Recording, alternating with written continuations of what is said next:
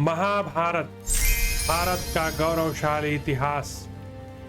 हम कथा सुनाते पांडव सकल महान की। यह महाभारत है पुण्य कथा श्री भगवान की।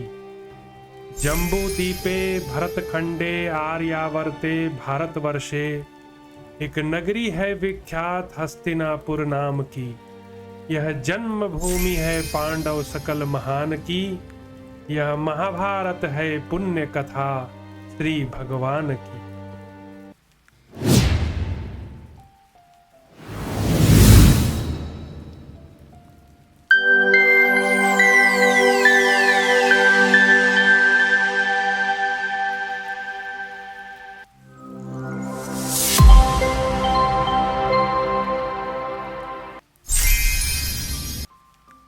नमस्कार, जय श्री राम।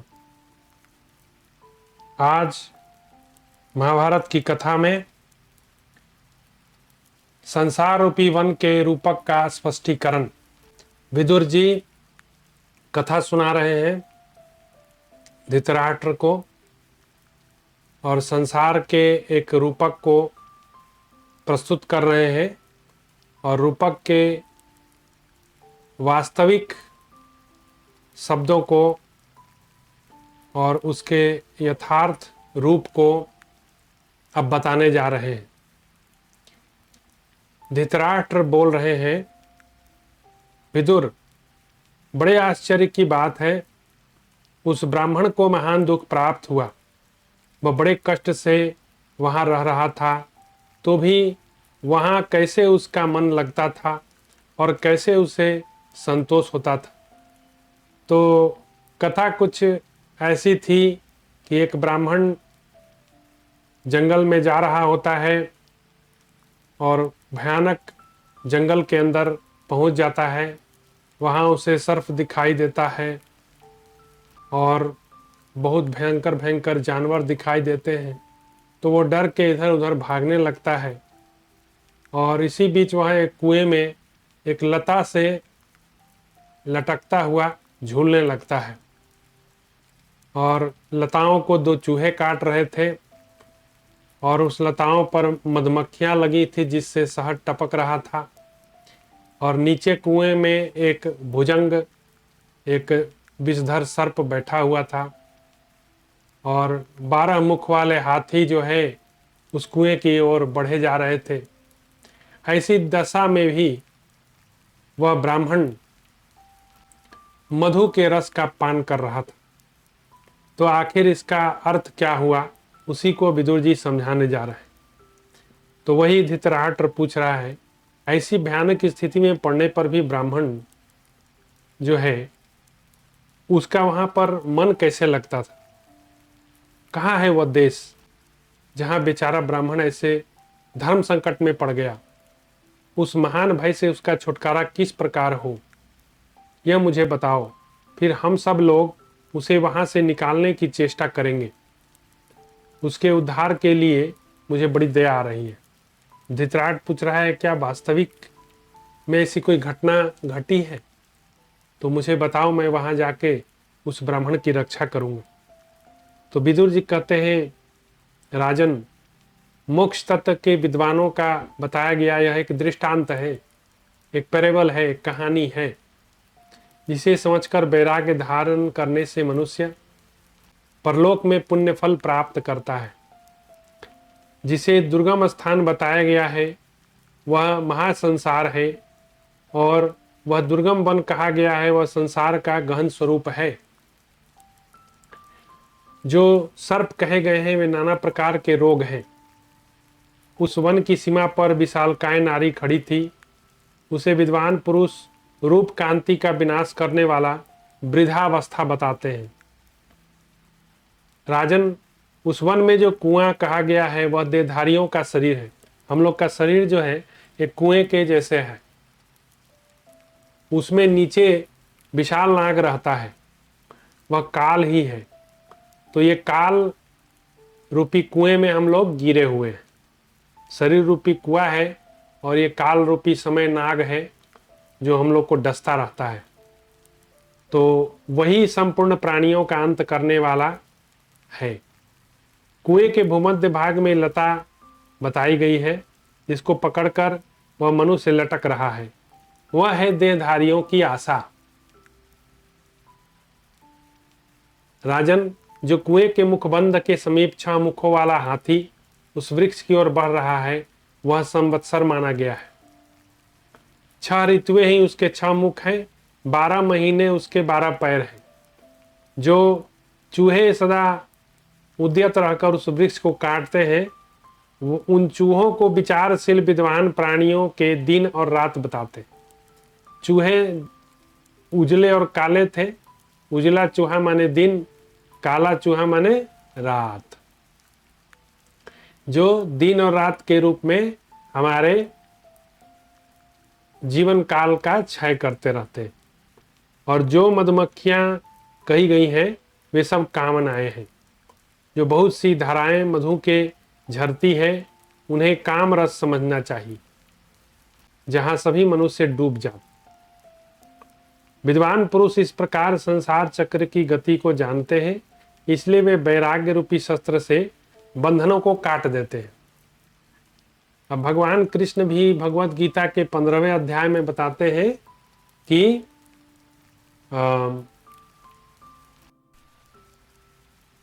ऊर्ध्वमूलम अधः शाखम अश्वत्थ प्राहुरभ्यम छंदांसि यस्य प्राणानि यस्थम वेद सा वेदवित्।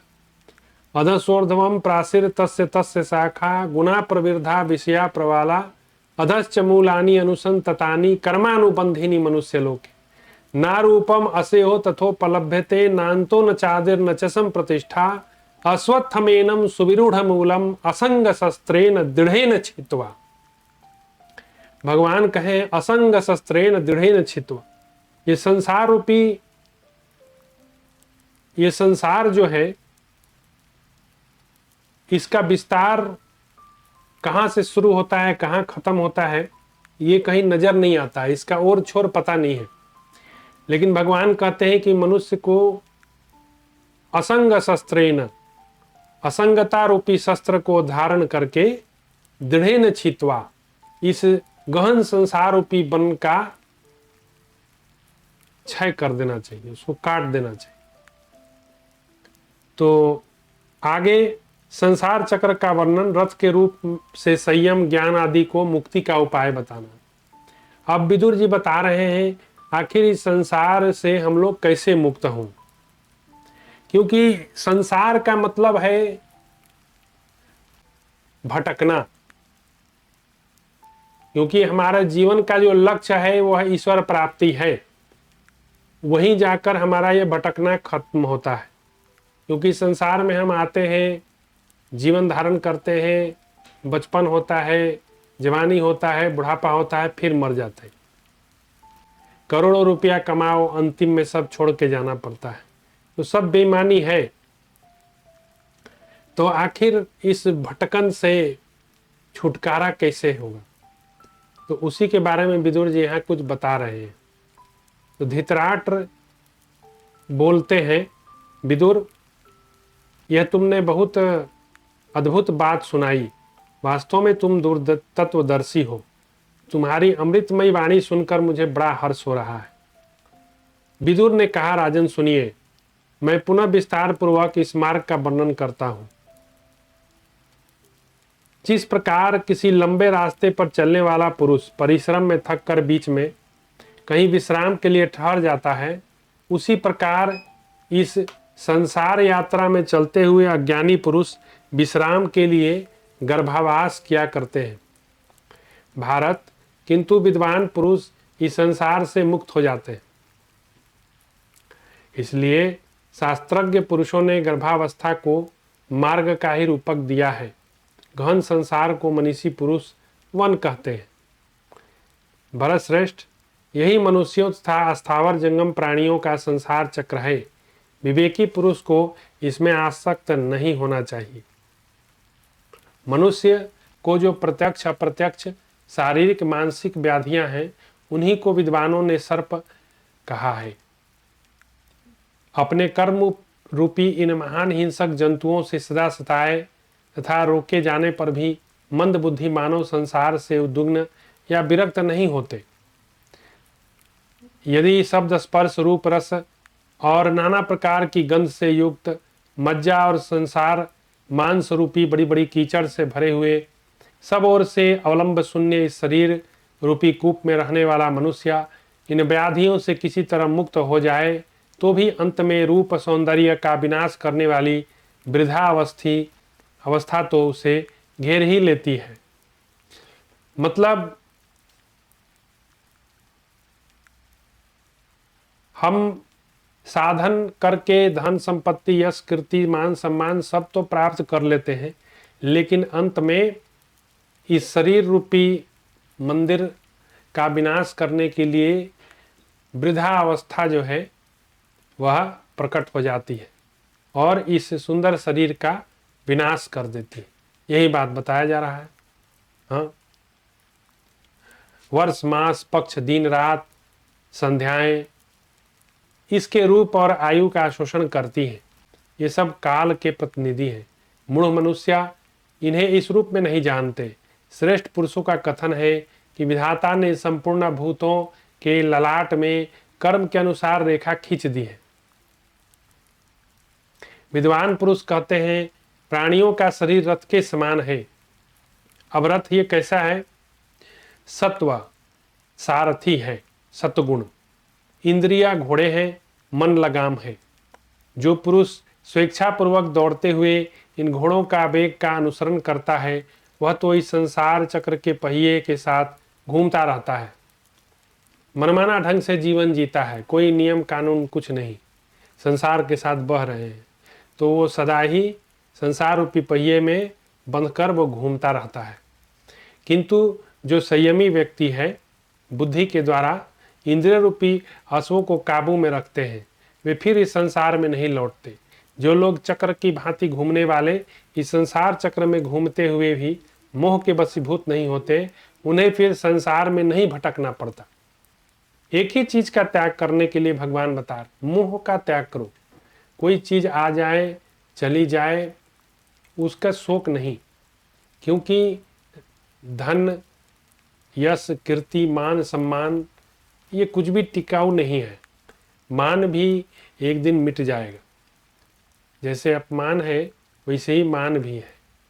तो धन संपत्ति भी ये टिकता नहीं, ये भी मिट ही जाता है। तो राजन, संसार में भटकने वालों को यह दुख प्राप्त होता ही है। अतः विज्ञ पुरुष को इस संसार बंधन की निवृत्ति के लिए अवश्य प्रयत्न करना चाहिए। इस विषय में कदापि उपेक्षा नहीं करनी चाहिए, नहीं तो संसार सैकड़ों शाखाओं में फैलकर बहुत बड़ा हो जाता है। जो मनुष्य जितेंद्रिय क्रोध और लोभ से शून्य है, संतोषी सत्यवादी है, उसे शांति प्राप्त होती है। तो गीता में भी भगवान बताते हैं कि जो लोभ मोह से शून्य होता है वह शांति को प्राप्त करता है। तो नरेश्वर इस संसार को यमलोक की प्राप्ति कराने वाला रथ कहते हैं, जिससे मूर्ख मनुष्य मोहित हो जाते हैं।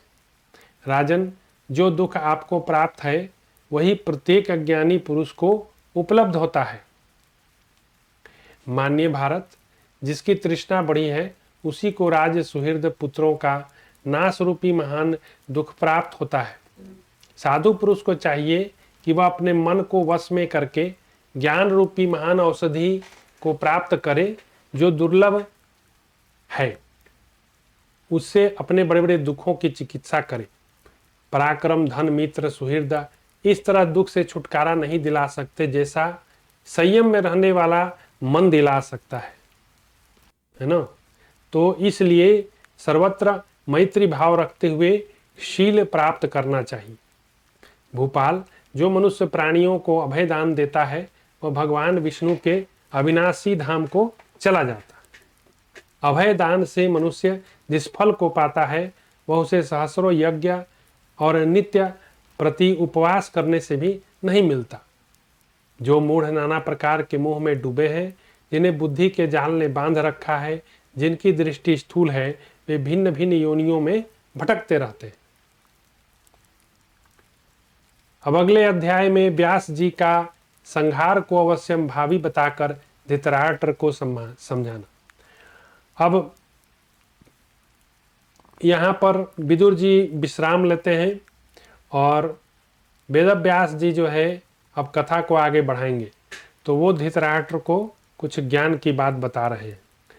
वैशंपायन जी कहते हैं, जन्मेजय विदुर जी के वचन सुनकर कुरुश्रेष्ठ धृतराष्ट्र पुत्र शोक से संतप्त मूर्छित हो गया।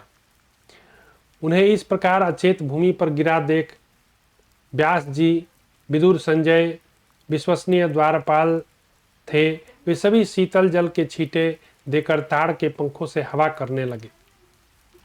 तदनंतर दीर्घ काल के पश्चात धृतराष्ट्र को चेत हुआ और चिंता में डूबकर बड़ी देर तक विलाप करता रहा। वे बोले, इस मनुष्य जन्म को धिक्कार है, इसमें भी विवाह आदि करके परिवार बढ़ाना तो और भी बुरा है, क्योंकि उसी के अनुसार और कारण बारंबार नाना प्रकार के दुख प्राप्त होते हैं। बंधनों में पड़ के ही तो हम कर्म करते हैं और वो कर्म का जाल जो है फैलते रहता है। तो पुत्र, धन, कुटुंब, संबंधियों का नाश होने पर तो विष पीने और आग में चलने के समान दुख भोगना पड़ता है। आज भाग्य के फेर से वह स्वजनों के विनाश का महान दुख मुझे प्राप्त हुआ है। उनकी बात सुनकर कृष्णद्वैपायन व्यास पुत्र शोक से संतप्त हुए अपने बेटे से इस प्रकार बोले। धृतराष्ट्र उन्हीं का बेटा था। व्यास जी ने कहा, धृतराष्ट्र, मैं तुमसे जो कुछ कहता हूं उसे ध्यान देकर सुनो। तुम वेद शास्त्रों के ज्ञान से संपन्न हो, मेधावी, धर्म और अर्थ के साधन में कुशल हो। शत्रु संतापी नरेश, जानने योग्य जो कोई भी तत्व है वह तुमसे अज्ञात नहीं है। तुम मानव जीवन की अनित्यता को जानते हो। जब जीव जगत अनित्य है, सनातन परम पद नित्य है और इस जीवन का अंत मृत्यु है, तब तुम इसके लिए क्यों शोक करते हो? क्योंकि याद कीजिए, इस कथा के बहुत ही प्रारंभ में बताया गया कि सारे संचय का अंत जो है उसका क्षय है और सारे उन्नति का अंत जो है पतन है, सारे योग का अंत वियोग है और सारे जीवन का अंत मृत्यु है। तो राजेंद्र, तुम्हारे पुत्र को निमित्त बनाकर काल की प्रेरणा से बैर की उत्पत्ति तो तुम्हारे सामने हुई थी। नरेश्वर, जब कौरवों का यह विनाश अवश्यम भावी था, तब परम गति को प्राप्त हुए सूरवीरों के लिए तुम क्यों शोक कर रहे हो? नरेश, महात्मा विदुर इस भावी परिणाम को जानते थे, इसलिए उन्होंने सारी शक्ति लगाकर संधि के लिए प्रयत्न किया। मेरा तो विश्वास है कि दीर्घकाल तक प्रयत्न करके भी कोई प्राणी दैव के विधान को नहीं रोक सकता। पूर्व काल की बात है, एक बार मैं यहाँ से शीघ्रतापूर्वक इंद्र की सभा में गया। वहाँ जाने पर भी मुझे कोई थकावट नहीं हुई, क्योंकि मैं इन सब पर विजय पा चुका हूँ। वहाँ उस समय मैंने देखा इंद्र की सभा में संपूर्ण देवता एकत्र हैं। वहाँ नारद आदि समस्त देवर्षि उपस्थित थे। पृथ्वीनाथ, मैंने वहीं इस पृथ्वी को भी देखा जो किसी कार्य के लिए देवताओं के पास गई थी। उस समय विश्वधारिणी पृथ्वी ने वहाँ एकत्र हुए देवताओं के पास जाकर कहा, महाभाग देवताओं, आप लोगों ने उस दिन ब्रह्मा जी की सभा में मेरे जिस कार्य को सिद्ध करने की प्रतिज्ञा की थी उसे शीघ्र पूर्ण कीजिए। उसकी बात सुनकर विश्वविदित भगवान विष्णु ने देवसभा में पृथ्वी की ओर देखकर हंसते हुए कहा, धृतराष्ट्र के 100 पुत्रों में जो सबसे बड़ा दुर्योधन नाम से विख्यात है, वही तेरा कार्य सिद्ध करेगा। उसे राजा के रूप में पाकर तू कृतार्थ हो जाएगी। उसके लिए सारे भूपाल कुरुक्षेत्र में एकत्र होंगे और सुदृढ़ शस्त्रों द्वारा परस्पर प्रहार करते हुए एक दूसरे का वध करेंगे। देखिए, सब कुछ जो है पहले से प्री प्लान्ड है। देवी, इस प्रकार युद्ध में तेरे भारत का नाश हो जाएगा, भार का नाश हो जाएगा। शोभने, अब तू शीघ्र अपने स्थान पर जा और समस्त लोगों को पूर्वत धारण कर। राजन, यह जो तुम्हारा पुत्र दुर्योधन था, वह सारे जगत का संहार करने के लिए कली का मूर्तिमान अंश ही गांधारी के पेट से पैदा था। वह अमरशील, क्रोधी, चंचल, कूटनीति से काम लेने वाला था। दैव योग से उसके भाई भी वैसे ही उत्पन्न हुए। शकुनी कर्ण भी उसी विचार में मिल गए। यदि स्वामी धार्मिक हो तो अधर्मिक सेवक भी धार्मिक बन जाते हैं। सेवक स्वामी के ही गुण दोषों से युक्त होते हैं, इसमें संशय नहीं है। महाबाहो, दुष्ट राजा को पाकर तुम्हारे सभी पुत्र उसी के साथ नष्ट हो गए। इस बात को तत्ववेता नारद जी जानते हैं। मेरे द्वारा गुप्त रहस्य के बता दिए जाने पर धर्मपुत्र युधिष्ठिर ने बहुत प्रयत्न किया कि कौरवों में परस्पर कलह न हो, परंतु देव का विधान नहीं टाला जा सका। वीर युधिष्ठिर पशु पक्षी आदि योनि के प्राणियों पर भी सदा दया भाव रखते हैं, फिर तुम पर वे कैसे दया नहीं करेंगे। अतः भारत, मेरी आज्ञा मानकर विधाता के विधान टल नहीं सकता, ऐसा समझकर पांडवों पर करुणा करके तुम अपने प्राण धारण करो। तात, ऐसा बर्ताव करने से संसार में तुम्हारी कीर्ति बढ़ेगी। महाभाग, प्रज्वलित अग्नि के समान जो तुम्हें यह पुत्र शोक प्राप्त हुआ है, उसे विचार रूपी जल के द्वारा सदा के लिए बुझा दो। वैशंपायन जी कहते हैं, अमित तेजस्वी व्यास जी का वचन सुनकर राजा धृतराष्ट्र 2 घड़ी तक विचार करते रहे। फिर बोले, विप्रवर, मुझे महान शोकजाल ने सब ओर से जकड़ा है। मैं अपने आप को नहीं समझ पा रहा हूँ, मुझे बार बार मूर्छा आ रही।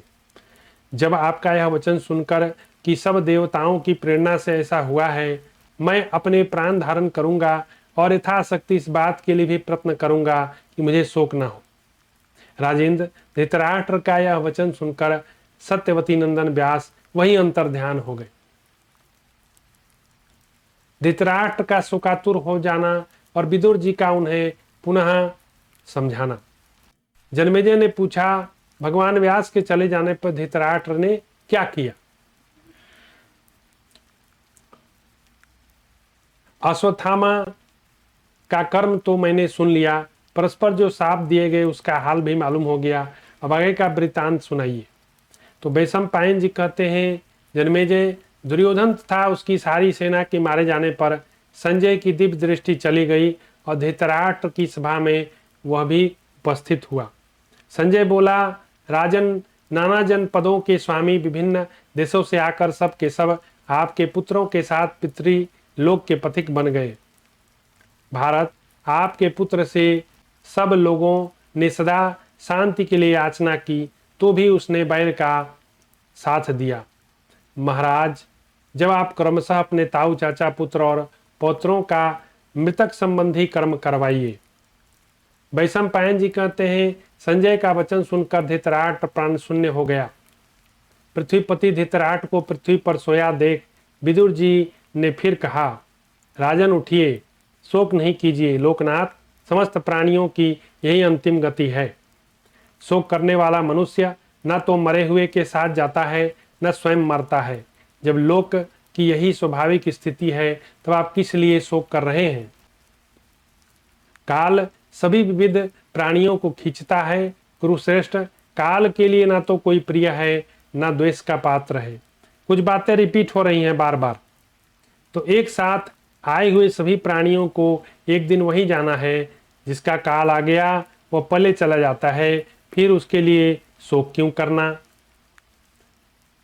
उन श्रेष्ठ पुरुषों ने सूरवीरों के शरीर रूपी अग्नि में बाण रूपी हविष्य की आहुति दी थी और अपने शरीर में जिनका हवन किया था उन बाणों का आघात सहन किया था। राजन, मैं तुम्हें स्वर्ग प्राप्ति का उत्तम मार्ग बता रहा हूँ। इस जगत में क्षत्रिय के लिए युद्ध से बढ़कर दूसरा स्वर्ग साधन का दूसरा उपाय नहीं है। पुरुष प्रवर, आप स्वयं ही अपने मन को आश्वासन देकर शोक को त्यागिए। आज शोक से व्याकुल होकर आपको अपने कर्तव्य कर्म का त्याग नहीं करना चाहिए। स्त्रियों और प्रजा के लोगों के हित के लिए राजा धृतराष्ट्र का रणभूमि में जाने के लिए नगर से बाहर निकलना।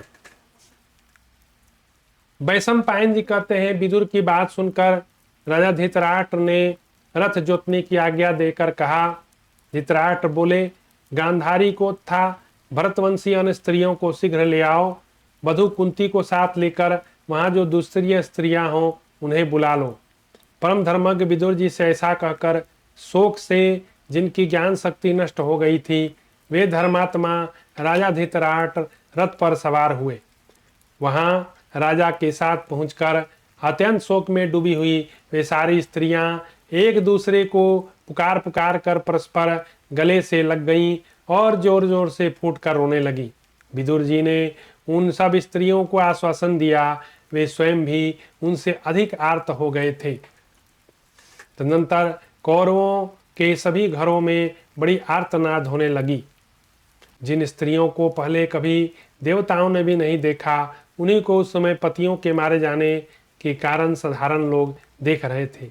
राजभवन के विशाल आंगन में एकत्र हुई उन किसी स्त्रियों के अनेक समुदाय शोक से पीड़ित होकर रणभूमि की ओर उसी प्रकार चले जैसे बछेड़ियां शिक्षा भूमि पर लाई जाती हैं। कौरवों का संहार हो जाने पर आर्त भाव से रोती हुई विलपती हुई उन नारियों का महान आर्तनाद संपूर्ण लोगों को व्यथित कर रहा था।